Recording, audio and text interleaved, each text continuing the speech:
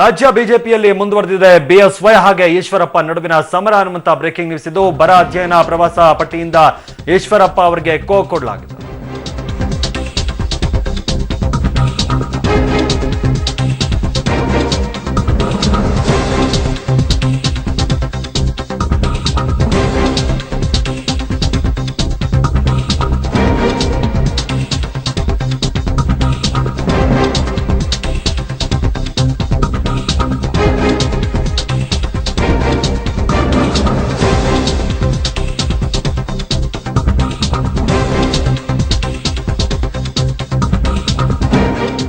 ರಾಜ್ಯ ಬಿಜೆಪಿಯಲ್ಲಿ ಬಿಎಸ್ವೈ ಹಾಗೆ ಈಶ್ವರಪ್ಪ ನಡುವಿನ ಸಮರ ಮುಂದುವರೆದಿದೆ. ಬರ ಅಧ್ಯಯನ ಪ್ರವಾಸ ಪಟ್ಟಿಯಲ್ಲಿ ಈಶ್ವರಪ್ಪನವರ ಹೆಸರನ್ನ ಕೈಬಿಡಲಾಗಿದೆ. ಬರ ಪ್ರವಾಸ ತಂಡದಲ್ಲಿ ಈಶ್ವರಪ್ಪ ಹೆಸರನ್ನ ಕೈಬಿಟ್ಟಿದ್ದಾರೆ ಯಡಿಯೂರಪ್ಪ. ಬ್ರಿಗೇಡ್ ಬ್ಯುಸಿಯಲ್ಲಿರುವಂತಹ ಈಶ್ವರಪ್ಪ ಅವರಿಗೆ ಯಡಿಯೂರಪ್ಪ ಬಿಸಿ ಮುಟ್ಟಿಸಿದ್ದಾರೆ. ಡಿಸೆಂಬರ್ 28ರಿಂದ ಜನವರಿ 22ರವರೆಗೆ ಬಿಜೆಪಿಯ 3 ತಂಡಗಳು ಪ್ರವಾಸಕ್ಕೆ ಹೊರಡ್ತವೆ.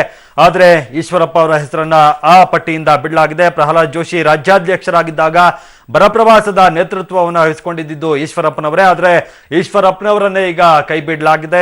ಬಿಜೆಪಿಯಲ್ಲಿ ಸೈಡ್ ಲೈನ್ ಆಗ್ತಾ ಇದ್ದಾರಾ ಈಶ್ವರಪ್ಪ ಅನ್ನುವಂತಹ ಪ್ರಶ್ನೆ ಕೂಡ ಇದರಿಂದ ಕಾಡ್ತಾ ಇದೆ. ಇದು ಈಶ್ವರಪ್ಪ ವಿರುದ್ಧ ಶಿಸ್ತು ಕ್ರಮದ ಮುನ್ನೆಚ್ಚರಿಕೆಯನ್ನ ಏನಾದರೂ ಯಡಿಯೂರಪ್ಪನವರು ಕೊಟ್ಟಿದ್ದಾರೆ ಅನ್ನುವಂಥದ್ದು ಪ್ರಶ್ನೆ. ಆ ಬಗ್ಗೆ ಕೂಡ ಚರ್ಚೆಗಳಾಗ್ತಾ ಇದ್ದಾವೆ.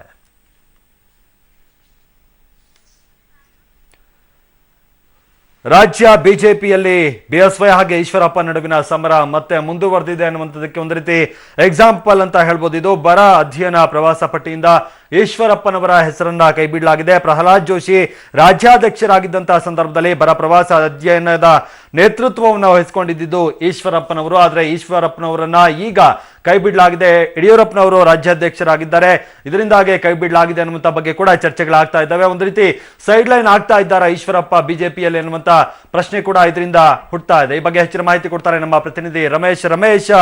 ಈಶ್ವರಪ್ಪನವರನ್ನ ಅಂದ್ರೆ ಒಂದು ರೀತಿ ಕೈ ಬಿಟ್ಟಿರೋದು ನೋಡಿದ್ರೆ ಬೇಕು ಅಂತ ಉದ್ದೇಶಪೂರ್ವಕವಾಗಿ ಮಾಡಿದ್ದಾರ ರವೀಶ್, ಹೇಗೆ ಅಂತ?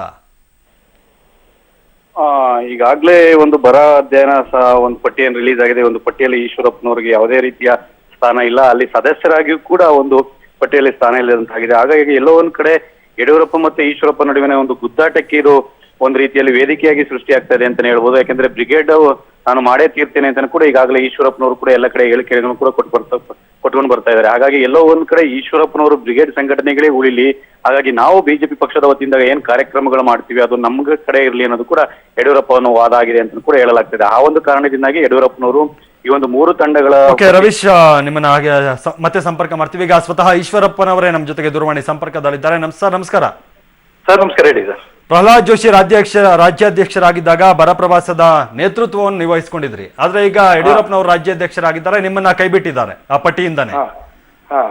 ಏನ್ ಹೇಳ್ತೀರಿ ಸರ್? ಯಾಕೆ ಕೈ ಬಿಟ್ಟಾರ ನನಗೆ ಗೊತ್ತಿಲ್ಲ, ಅವ್ರಿಗೆ ಕೇಳ್ಬೇಕಪ್ಪ. ಅಲ್ಲ, ಬ್ರಿಗೇಡ್ ನಲ್ಲಿ ನೀವೇನಾದ್ರೂ ಬಿಸಿ ಇದ್ದೀರಾ, ಅದಕ್ಕೆ ನೀವು ಅದೇ ಕೆಲಸ ನೋಡ್ಕೊಂಡಿರ್ಲಿ ಅಂತ ಏನಾದ್ರು ಬಿಟ್ಟಿದಾರ ಅನ್ಸುತ್ತಾ ನಿಮ್ಗೆ? ಗೊತ್ತಿಲ್ಲ, ನನಗೆ ಗೊತ್ತಿಲ್ಲ. ನಾನು ಈಗಾಗ್ಲೇನೆ ಬ್ರಿಗೇಡ್ ಚಟುವಟಿಕೆಯಲ್ಲಿ ಇದ್ರೂ ಕೂಡ ಈಗಾಗಲೇ ಬರಪೀಡಿತ ಪ್ರದೇಶಗಳಲ್ಲಿ ಬಿಜಾಪುರ, ಬಾಗಲಕೋಟೆ, ಯಾದಗಿರಿ, ರಾಯಚೂರು ಈ ಜಿಲ್ಲೆಗಳಿಗೆ ಹೋಗಿ ಜಿಲ್ಲಾಧಿಕಾರಿಗಳ ಜೊತೆಗೆ ಸಂಬಂಧಪಟ್ಟ ಅಧಿಕಾರಿಗಳ ಜೊತೆಗೆ ಎಲ್ಲ ಚರ್ಚೆ ಮಾಡಿ ಬರದ ಪರಿಸ್ಥಿತಿನ ನಾನು ಸ್ಟಡಿ ಮಾಡ್ಕೊಂಡು ಬಂದಿದ್ದೇನೆ. ಕೆಲವು ಕಡೆ ಫೀಲ್ಡ್ ಹೋಗಿದ್ದೀನಿ. ಇದಕ್ಕೂ ಅದಕ್ಕೇನು ಸಂಬಂಧ ಇಲ್ಲ. ಯಾಕೆ ಬಿಟ್ಟಿದ್ದಾರೆ ಅಂತ ಯಡಿಯೂರಪ್ಪನವರಿಗೆ ಕೇಳಬೇಕು. ಈಗ ಈಶ್ವರಪ್ಪನವರ ವಿರುದ್ಧ ಶಿಸ್ತು ಕ್ರಮದ ಮುನ್ನೆಚ್ಚರಿಕೆಯನ್ನು ಏನಾದ್ರು ಯಡಿಯೂರಪ್ಪನವರು ಕೊಟ್ಟಿದ್ದಾರ ಅಂತ ಇದರಿಂದ?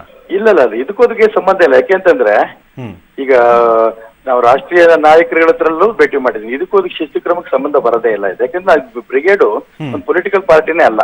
ಓಕೆ.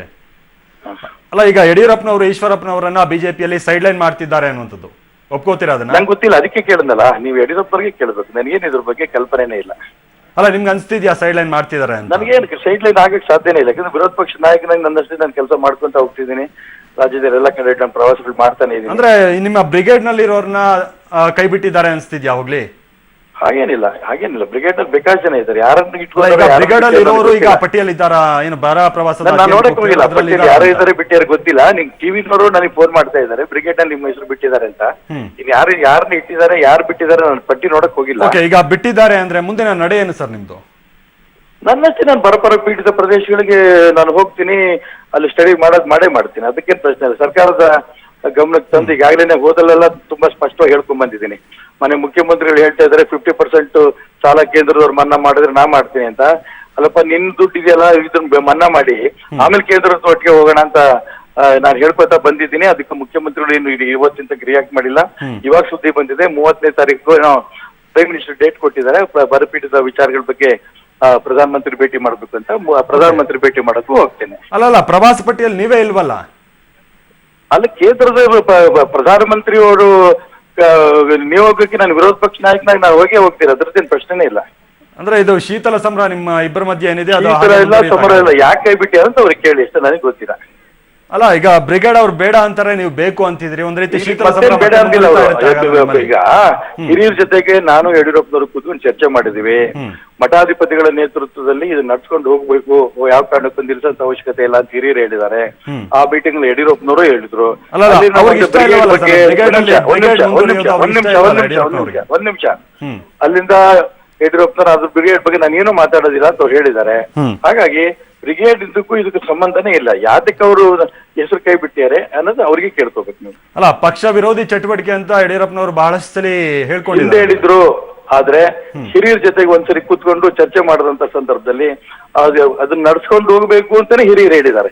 ಮಠಾಧಿಪತಿಗಳ ಮಧ್ಯೆ ಸಾಮರಸ್ಯ ಇದೆ ಅನ್ನೋದಾದ್ರೆ ನೀವ್ ಯಾಕೆ ಔಟ್ ಆದ್ರಿ, ಯಾಕೆ ಸೈಡ್ ಲೈನ್ ಆಗ್ತಿದ್ರಿ ಅಂತ ನನಗೆ ಗೊತ್ತಿಲ್ಲ. ಈಗ ತಾನೇ ನಿಮ್ ಹತ್ರ ನಿಮ್ ಫೋನಲ್ಲಿ ಕೇಳ್ತಾ ಇದ್ದೀನಿ ನಾನು, ಅವ್ರು ನನ್ ಕೈ ಬಿಟ್ಟಿದ್ದಾರೆ ಅಂತ. ಯಾಕೆ ಬಿಟ್ಟಿದ್ದಾರೆ ಅಂತ ಅವ್ರಿಗೆ ಕೇಳ್ಬೇಕಷ್ಟೇ. ಈಗ ಬರ ಪ್ರವಾಸದ ನೇತೃತ್ವ ವಹಿಸ್ಕೊಂಡಿದ್ರಿ ಒಂದ್ಸಲಿ ನೀವಾದ್ರೆ, ಈಗ ಆ ಪಟ್ಟಿಯಲ್ಲ ನಿಮ್ ಹೆಸರೇ ಇಲ್ವಲ್ಲ ಸದಸ್ಯ? ನೀವು ಕೇಳ್ತೀರಿ 10 ಸರಿ ನಾನು ಅದನ್ನ ಹೇಳ್ತೀನಿ. ಯಾಕೆ ಬಿಟ್ಟಿದ್ದಾರೆ ಅಂತ ನನಗೆ ಗೊತ್ತಿಲ್ಲ, ಅವ್ರಿಗೆ ಕೇಳಿ. ಅಂದ್ರೆ ನಿಮ್ಮನ್ನ ಸೈಡ್ ಲೈನ್ ಮಾಡ್ತಿದ್ದಾರೆ ಅನ್ನೋದನ್ನ ಒಪ್ಕೋತೀರಾ? ಸೈಡ್ ಲೈನ್ ಯಾರು ನನ್ ಸೈಡ್ ಲೈನ್ ಮಾಡಕ್ ಸಾಧ್ಯನೇ ಇಲ್ಲ. ಓಕೆ, ಅಲ್ಲ ಈಗ ನಿಮ್ಮ ಹೆಸರನ್ನೇ ಬಿಟ್ಟಿದ್ದಾರೆ ಅಂದ್ರೆ ಸೂಚನೆ. ಓಕೆ, ಯಾಕಂದ್ರೆ ಬೇಜಾರಾಗ್ತಿಲ್ವಾ ಸರ್? ಅಂದ್ರೆ ನಿಮ್ ಹೆಸರನ್ನೇ ಬಿಟ್ಟಿದ್ದಾರೆ, ಒಳ್ಳೆ ಜನ ಅಂತಲ್ಲ, ಕೈ ಬಿಟ್ಟಿದ್ದಾರೆ, ಯಾಕೆ ಬಿಟ್ಟಿದ್ದಾರೆ ಅಂತ ಕೇಳ್ಕೋಬೇಕಷ್ಟೇ. ಅಂದ್ರೆ ಕೇಳ್ಕೊಂಡು ಏನ್ ಮಾಡ್ತೀರಾ ಮುಂದೆ? ನಿಮ್ಮ ಸ್ಟೆಪ್ ಏನು ಮಾಡೋದಿಲ್ಲ. ನಾನು ಬರಪೀಡಿತ ಪ್ರದೇಶಗಳ ನಾನು ಹೋಗ್ತೀನಿ, ಅದ್ರ ಬಗ್ಗೆ ಸರ್ಕಾರದ ಎಚ್ಚರಿಕೆ ಏನ್ ಕೊಡಬೇಕು, ಒಬ್ಬ ವಿರೋಧ ಪಕ್ಷ ನಾಯಕರಿಗೆ ಏನ್ ಮಾಡ್ಬೇಕು ಅದು ಮಾಡ್ತೀನಿ. ಅಂದ್ರೆ ಬ್ರಿಗೇಡ್ ಅಲ್ಲಿ ಮತ್ತೆ ಬಿಸಿ ಆಗ್ತೀರಿ ನೀವು ಹಾಗಾದ್ರೆ? ಬ್ರಿಗೇಡ್ ಅಲ್ಲಿ ಯಾವ ಕಾರಣಕ್ಕೂ ನಿಲ್ಸಲ್ಲ. Okay right. ಓಕೆ, ಧನ್ಯವಾದ ಸರ್ ಪಬ್ಲಿಕ್ ಟಿವಿ ಜೊತೆ ಮಾತನಾಡೋದಕ್ಕೆ. ಈಗ ಲುನಾರ್ಸ್ ವಾಕ್ ಮೇಟ್ ಅರ್ಪಿಸುವಂತ ಇತರ ಸುದ್ದಿಗಳನ್ನು ನೋಡ್ಕೊಂಬರೋಣ. ನೋಟುಗಳ ಕತೆ ಆಯಿತು, ಈಗ ಬೇನಾಮಿ ಆಸ್ತಿಗಳ ಕತೆ. ಕಪ್ಪು ಹಣ ನಿಯಂತ್ರಣಕ್ಕೆ ನೋಟ್ ಬ್ಯಾನ್ ಮಾಡಿರುವ ಪ್ರಧಾನಿ ನರೇಂದ್ರ ಮೋದಿ ಈಗ ಬೇನಾಮಿ ಆಸ್ತಿಗಳ ಮೇಲೆ ಕಣ್ಣು ಹಾಕದಂಗೆ ಕಾಣುತ್ತೆ. ರಿಯಲ್ ಎಸ್ಟೇಟ್ ಮೂಲಕ ತೆರಿಗೆ ವಂಚಿಸಿ ಬೇನಾಮಿ ಆಸ್ತಿ ಮಾಡಿರುವವರ ಮೇಲೆ ಕ್ರಮ ಕೈಗೊಳ್ಳುವುದಾಗಿ ನಿನ್ನೆಯಷ್ಟೇ ಮನ್ ಕಿ ಬಾತ್ನಲ್ಲಿ ಪ್ರಧಾನಿ ಹೇಳಿದ್ದರು.